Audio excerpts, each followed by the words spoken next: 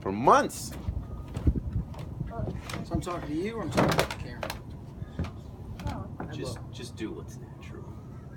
Ladies and gentlemen, welcome to Tamarindo Talk with John Giuliano. From the Berkeley Hills today. I'm Larry Burchett. I went to El Salvador many moons ago. It's good to be back. I'm John Giuliano, Larry's friend. In your presence. And, you know, it's so interesting that we were talking, it's just like, you guys came down 20 years ago? 15 years ago? 18 years ago? 1999, so 17 years ago. So almost 20 years ago. And it's amazing. I mean, you guys are really the organization and foundation Tamarindo, USA. I mean, you guys are, this is your project now. You guys got to take it over. I'm ready to sort of... you think you're going to retire? Not that I'm ready to sort of like hang out in the Berkeley Hills. I mean, this is okay. It's a little cold for me. But let me turn up the heat for you, John. So I'm on this trip right now. I'm on this journey, and we need a lot of help. And but I sort of the metaphor would be like my garden. You know, you just can't walk out to the garden and expect to see those beautiful tomatoes. You know, it takes a lot of work and care. And I feel like in some respects I haven't really cared. I haven't tended the garden very well. You know? So I'm out here in the camper. I used to be the Volkswagen bus that caught on fire a few times. Oh no! And I love that old bus. It's alive. It's still alive, but it has some fire issues. But I'm out in the camper these days and visiting with people. So let me stop you for a second. So this is August 2016, and you've been on a tour. Where have you been in the U.S. and what are you doing? Well, I came through Mexico City first of all, and so did you drive up from El Salvador? Yeah, beautiful drive. It's so funny, you know. People talk about everyone thinks Mexico is just one big drug cartel. You know, they're waiting on every corner. And yet, I've been there. It's many big drug cartels. No, I mean, see, I'm in Mexico, and I just meet fantastic people everywhere I go. People open their doors. People help fix your car. They lend you a wrench. You know, a tortilla here, another tortilla there, and people are really interested in what we're doing. And of course, I also met, young people that are so engaged with changing Mexico. You know, I mean, there's a president there that has no regard for human life, and the war on drugs. You know, the war on drugs is a war against youth, and we got to meet with the families of the 44 disappeared students. You know.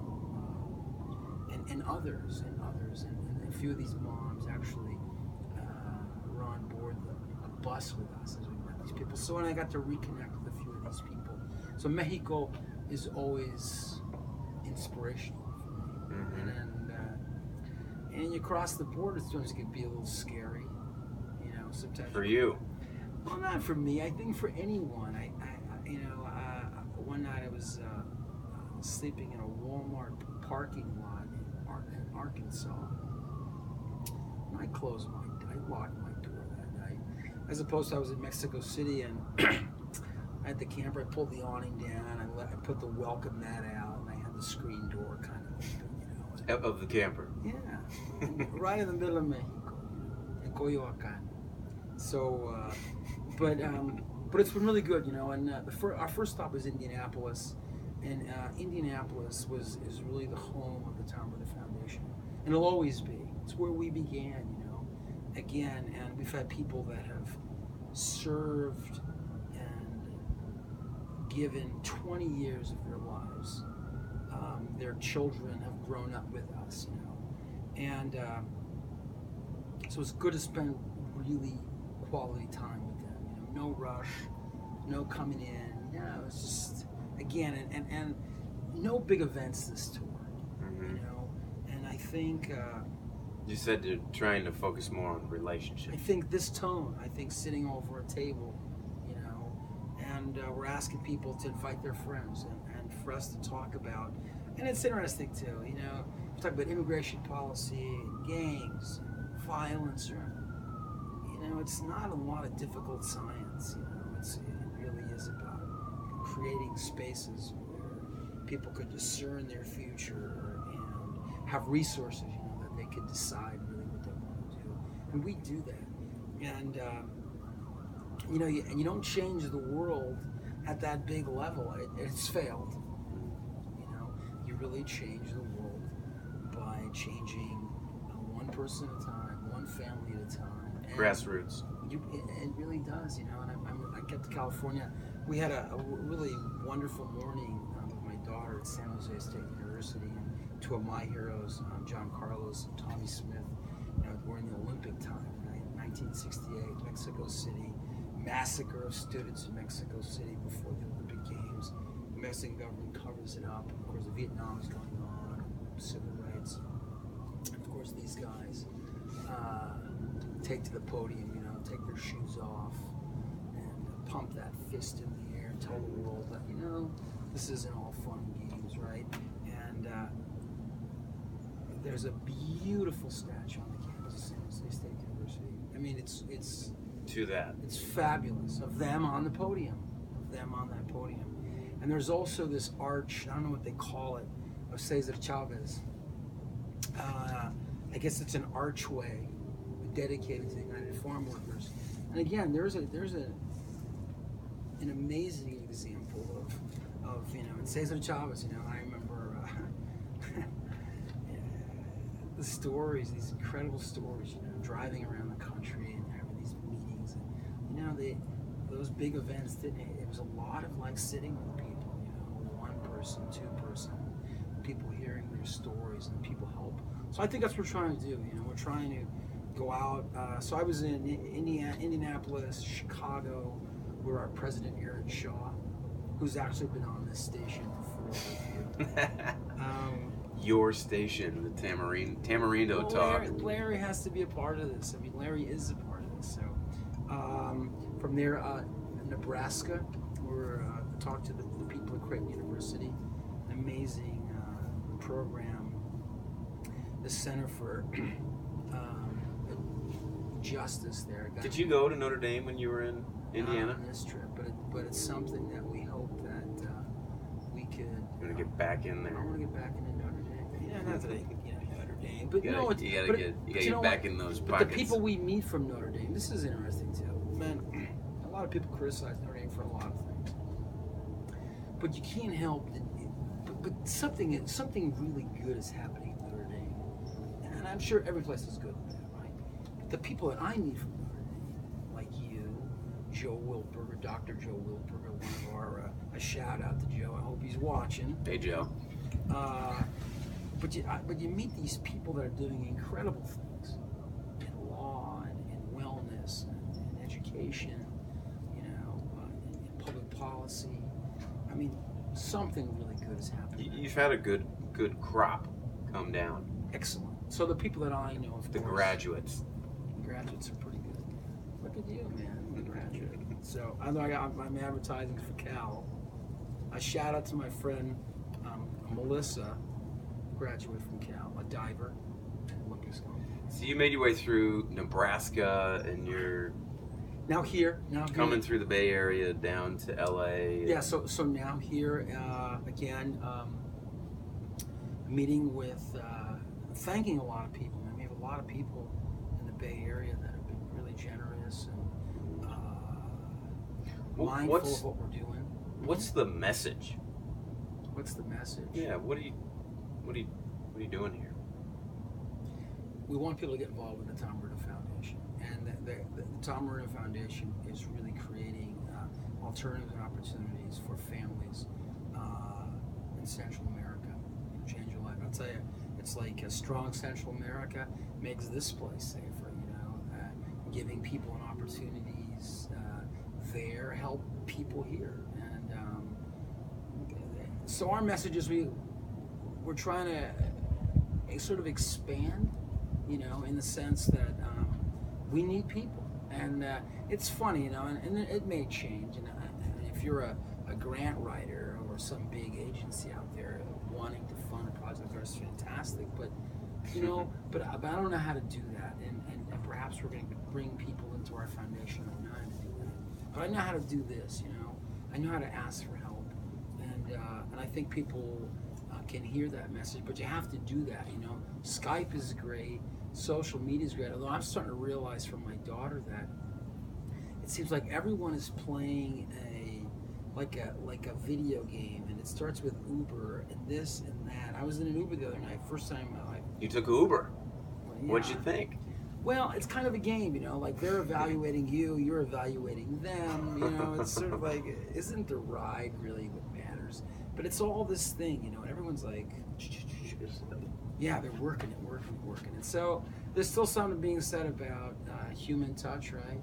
And going out and talking to people, asking people for help, and then of course going back and saying thank you, you know. And so maybe that's the message, asking for help and saying thank you to people. We need more people, and it's always been that way, you know. What kind of things can people do? What kind of people are you looking for? A couple of things. One, I think people. We were inviting people to learn about the foundation first of all, find out what we do, and we do so many different things. You know, we do environmental stuff, we do education stuff, healthcare. There's something for someone, and if we're not doing it, and if it's important, all we lack is the imagination and perhaps the resources to do it. So we invite people to come into us. And some of the big things, the main things that you do is send kids to college in El Salvador. It's a big program. Yeah. It's called How the many John students Cortina do you program. I think we're 28 right now. So 28. we have a So you guys pay for 28 students to go to the university in the big city in El Salvador. Yes, but it's all based on educate, and this is education is a piece of something bigger. So education is a tool, among other things, right? So education in context of a collective is incredible. So students take on not only an individual responsibility, but a collective responsibility, right? And we have many people in the Bay Area that are really involved in that, you know. And of course, Joe Albers is our scholarship coordinator. He invented it was his dream. He was an intern. I think a year after you, he told me today. So Joe 15 years comes down, ago. Joe becomes an educator. Joe runs a great school, a brand new school called Cristo Rey in San Jose, California. They just built a beautiful building. So one way for people to help is if they want to sponsor somebody for a scholarship. Absolutely. Yeah, to help somebody go to school. That's a big part of what you do. Again, you know, we're also people can be involved in many things: education, creativity, the arts, wellness, sports and recreation. So you guys are doing way more than just sending kids to school. Yeah, school's a part of what we do. School's a part. There are kids that aren't going to school, but the bottom line is, you know, they're good people, right? And when they make mistakes, is there a community that could help them? And that community's helped me. You know, I'm curious, as you on this tour, you kind of watch and almost witness how we live on our phones. And I'm just curious some of your other observations culturally, what this place looks like as you experience it kind of coming through versus... One, I still think, I think the reason people love El Salvador is because what they lack here is this human contact. And they spend a lot of time on the telephones, a lot of time doing this stuff, a lot of time, you know, looking and listening, and it's amazing. I watch, you know, I can't even do it. I'm going backwards. Like, you guys go this way. I don't know what I'm doing. Can you text with that? I really can. But my point is this: I think it's almost a strange game that people voluntary or involuntarily are playing. And it's sort of like, you know, like the apps and all the stuff that we're all involved in. It's just taking up a lot of space. Energy. And at the end of the day, and I think at the end of the day, I think people are longing for something greater. And I think that we think we're going to find, you know, like the answer. Like even kids, like our kids. You think graduating from college is going to be the goal. And then you realize, no, it's just a part of something more important, that this is important, you know, that people could touch each other, learn how to speak with one another. And I find like a lot of kids that come through from North America, they have a difficult time communicating because this is kind of funny. And so I have a friend who's going to hear this. She's going to. I always like hearing your reflections on this stuff. That's why I asked you. And I think Rose told me this too. There are people that communicate merely in emoji. That's what it's called, right? Emoji? Yeah, the little smiley faces and stuff. So I have sort of a rule. If they're communicating in emoji, I'm done. I can't even deal with that. But you can imagine if you're communicating in emoji, okay, and that's your sort of your way. Then what happens when you're sitting there with a live person? You know, you can't go. Etcho sketch. I'm gonna show my age. You know, draw things. I mean, you got to be able to know how to do that. You know, people just can't do that. You know, and that's my big observation. I'm telling you, I'm in the Uber the other night. I thought it was really funny because the Uber. Rose is so funny. Like, this is my daughter, right? 19, she's gonna be 20. She cracks me up. She really is funny, but there's and still, she's actually right here watching but us. she won't refusing to come on camera. But it's amazing that all the stuff you have to know to kind of like just get through a night in San Francisco. There's just a lot of shit you have to know. And of course, I don't know any of it, and I love being kind of led by Rose. Okay, now you got to do this. She's plugged in. She's plugged in. Yep. Yeah. She knows how to do it. I can unplug. I think that it's interesting that we're getting a lot of new energy in the foundation that are plugged in, you know. And I want to plug out. Like, I want to be as plugged out as I can. And I still. You do want to plug out. Oh yeah. I don't want any of it. I don't want any of it, man. But this is what I think is important. Yeah. It's like, you know, come up to Larry's house sometime. I'm not gonna give an address because, you know, he's got a lot of fans. I think they're about 2 million now followers. But in my mind, maybe, but not. But to get reality. to Larry's house up here in the hills, it's just like, you know. I'm not going to give any street addresses either because I know a lot of crazy people. I think one of the things that's just, I like hearing your observations. It's kind of like a dose of real human, and there's a spirituality element to it that a lot of us are glued and we're in this world, and you kind of have to push it back, unplug, and reconnect in here and inside. And I think that's something that you can bring because you're not stuck in this, you know, as much as we are. No, and I've had moments where I've been sort of stuck. You felt it, kind of. Man, thank God, man, I got unstuck. You know, it's like, wow, big guy. You know? I think there's things you offer this audience, us here. Let me ask you another question. Like, so a couple things I wanted to ask you about. What do you think about the Olympics in Brazil? What do you think about Donald Trump? Have a little, maybe 5 minutes on politics. All right, we'll do some Trump stuff. I was told by my friend not too long ago, she was stay out of the political stuff. Don't get into it. But how can you not? Yeah, you can't let it go. How can you not? I mean, but you know what? I will say this though. I have very dear friends that support Donald Trump, and first of all, regardless of who's there, okay, if there's no conversation between people, you know, with great respect, there's nothing anyway. So we just can't shut people down. You know, I mean, it's a real form of violence, right? So it's like, but to be able to talk to people and ask them, and I did, and you know, you're not supposed to cross those lines, but I asked a lot of people, like, and I know where they're at. And a lot of it's geography, man. A lot of it's where they live, what they have, fear. But it's really interesting though, but to have a respectful conversation with someone, and people look at me like I almost got kicked out of a Catholic church on this trip. What happened there? Well, they thought I was just some like like vagabond hippie that wandered in, right, like to steal or something. But he wanted to know how I went. I said, no, I'm giving. So only the last part of that wasn't true. I'm giving talk. I'm going to go talk about 5 minutes.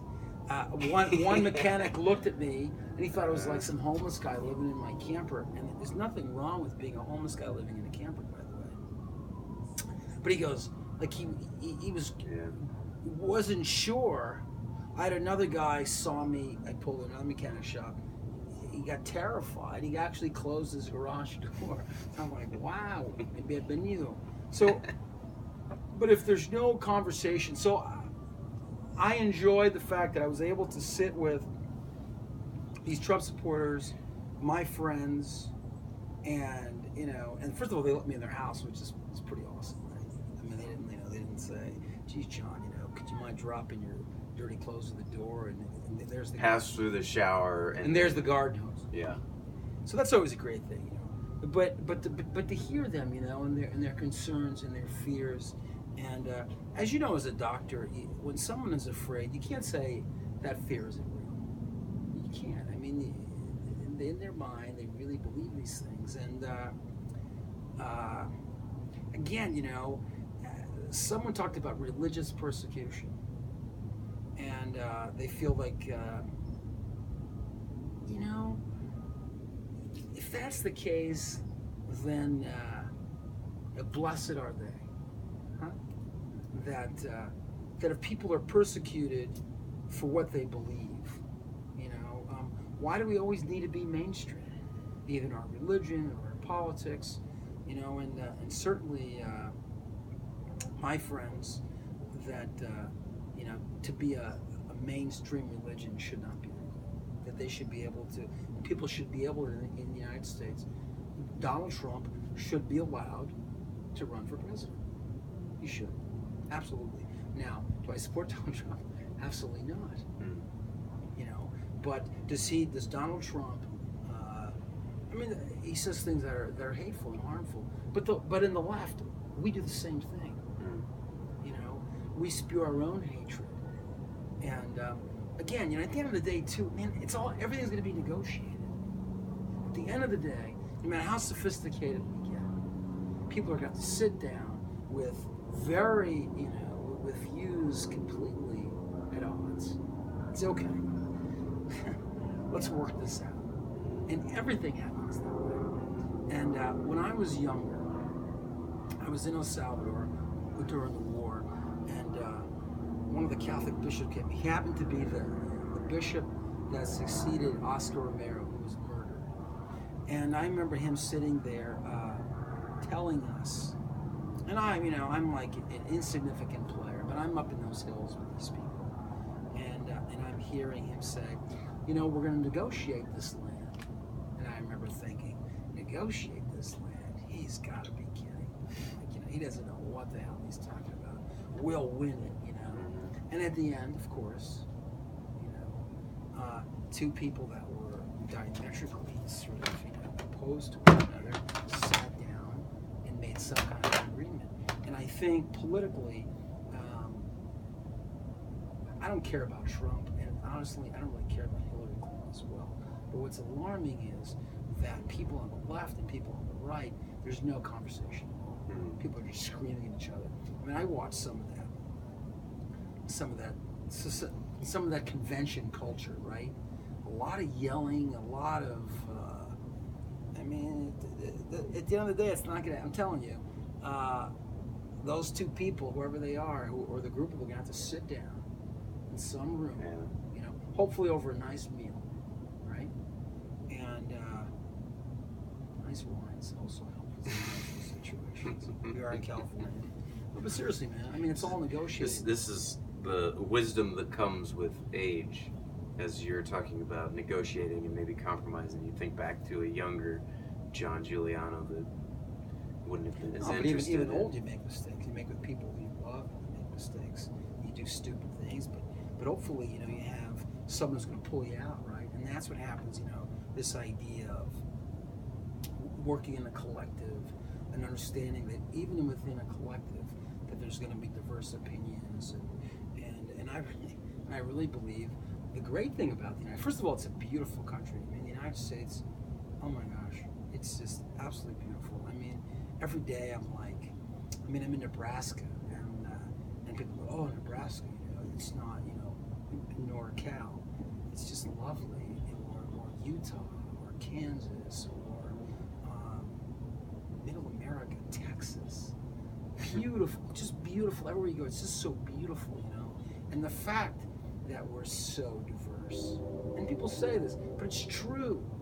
Let's just, we need this. This is what makes us so richer. So when you come here, it's a diversity that we don't have. In El Salvador. Right? No, not at all. And we don't do well either. The left doesn't do well with the right, and the right doesn't do well with the left.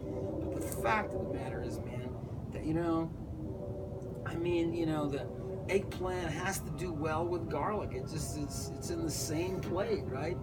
Eventually, they're gonna have to figure it out. You gotta figure it out. But here, it's so amazing. Like, and my Rose and her mom just laugh at me because I come to the United States. Or sometimes even when I go to San Salvador, and I just gawk. I'm like just looking around like a child, because I'm amazed at the beauty and the diversity.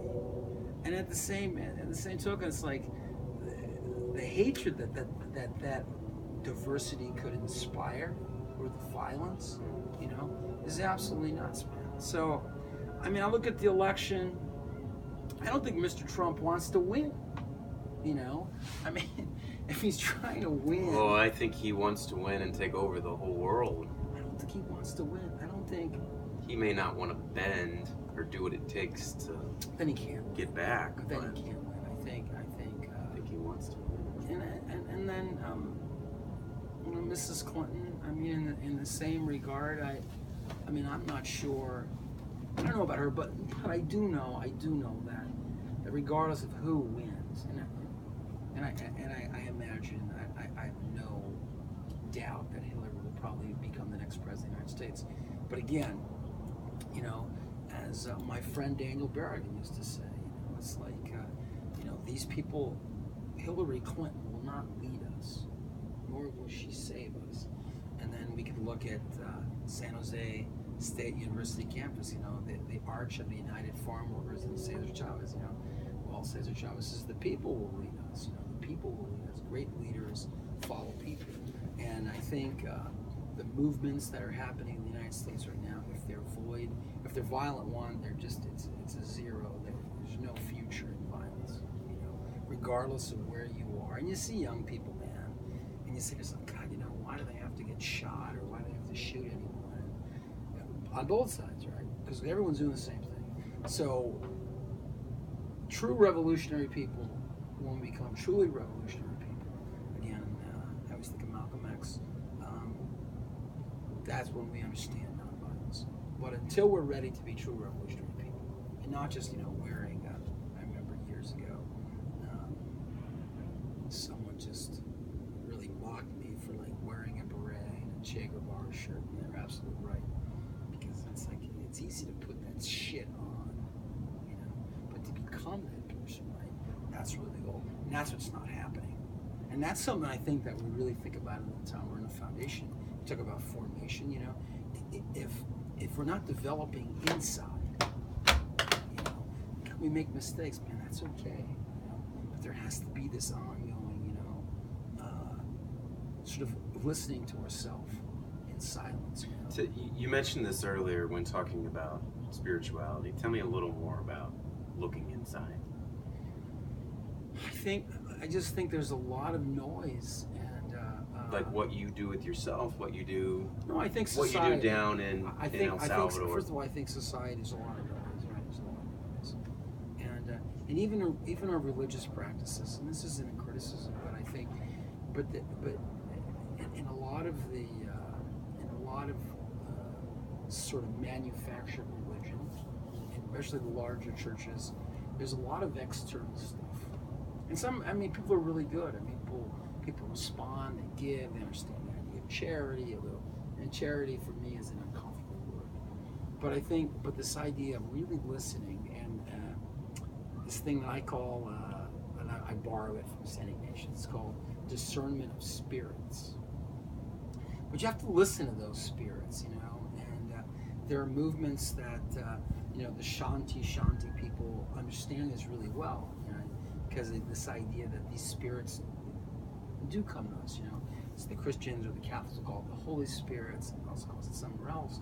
But the spirit of this energy, right, this love, this God, directs us, you know. But if we don't stop and listen, if we're just going, you know, if we're just doing this all day, you know, YouTube, and you know, you see some of these characters that come out there, you know, Dr. Mike on whatever the hell he's doing. I mean, you gotta be kidding me. I mean, you know what I mean? Who's gonna follow a guy like that, right? You know, who follows Dr. Mike? I like listening to you. I mean, 16, 17 years ago, I don't know that your spirituality, what you would say, is different, but to see it evolved, and you're borrowing from other traditions more now than you did before. It's interesting to watch, just to watch this in you. I don't know. So, you know, back to the politics. I mean, if we want real change, I mean, there has to be. It's like we tell our college students, right? It's like, okay, there's this exterior stuff that we need. We talk about the body a lot and the mind. Okay, there's also this sort of inner voice, right? And to take the time to understand the inner voice really could lead us to really amazing things. But if you don't stop, I mean, you're not going to last. I mean, my friend Dan Bergen just died, right? Shy of his 92nd birthday, I think it was. But there was a guy, so I admired that man. I admired that he was able to, and I'm sure Dan made a shitload of mistakes in his life, you know, relationships and things and this and that, regrets. But he never stopped him, you know. He never stayed down. And I think because he took the time to listen, you know, to really try to discern those spirits, right? What, yeah, and it's not a voice, man. It's not like, you know, it's not going to come over the iPhone or the Samsung 11. Is that the new one, the Samsung? I don't know what it is, man. But it's not going to come from there, you know. But it's like, and sometimes too, you know, like the idea of the physical part of the wellness. It's funny, I've kind of veered a lot from this, but it's not even getting on that bike sometimes, you know. Sometimes I used to ride bikes like this, and I never really, and it did a lot for my body, but now I'd rather ride a bike like this. And look. A little less intense and more Look. enjoyment. Look. Listen, you know. So, I mean, that's what we're trying to do, and I think what I, you know, in my old age, right, 55. You're getting gray. Dude, I'm like white. You got some white. But, well, thank God I got the white, man, right? I mean, it's 55 years old, Jesus. But I think that, I think what I'm trying to bring to the foundation and sort of my side, and maybe for those that will invite me into their space, right, is to invite you into our space, you know. And I tell people this all the time. Tell them this on the tour. It's like, be a part of the foundation. Share your gifts with us. Make us part of your annual gift giving. You know, we need. There's an economic piece. You know, here it is September, man, and we're kind of like, here we go again.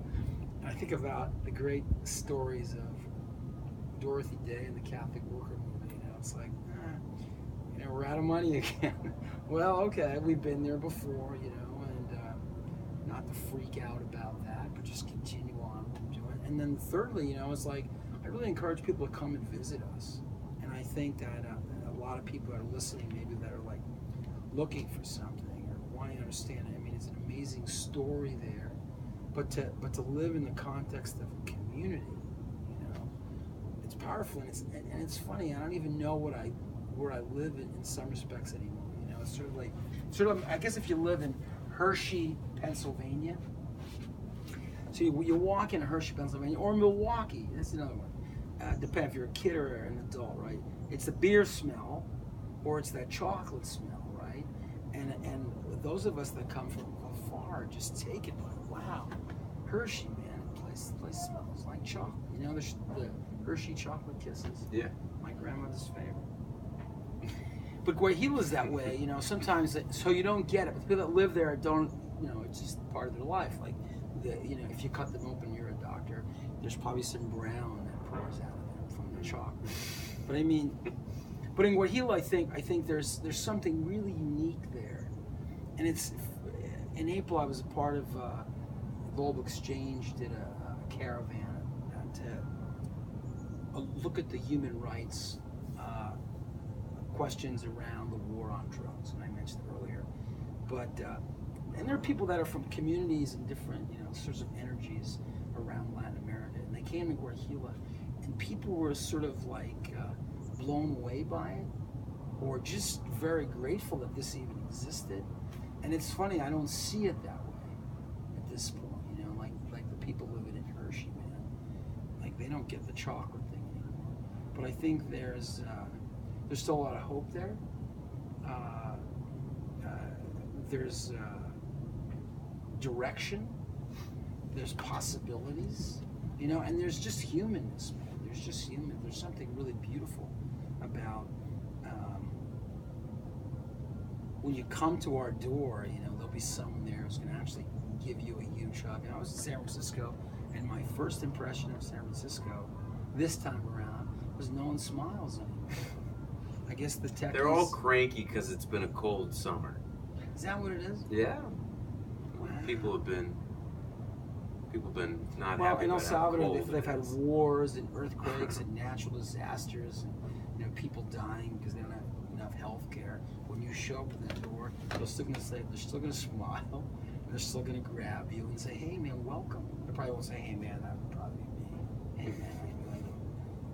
But there's something really human about our place. Yes, I mean, I would definitely say that 16 years ago, that summer changed my life. It's still there, and that's what's the amazing part. It's so students that come or people that come, very few people walk out of there and they're not moved by Guahila. Very few. So let's wrap up.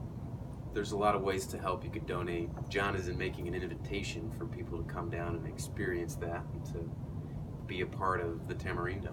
And if you're watching this, you know, we need your help.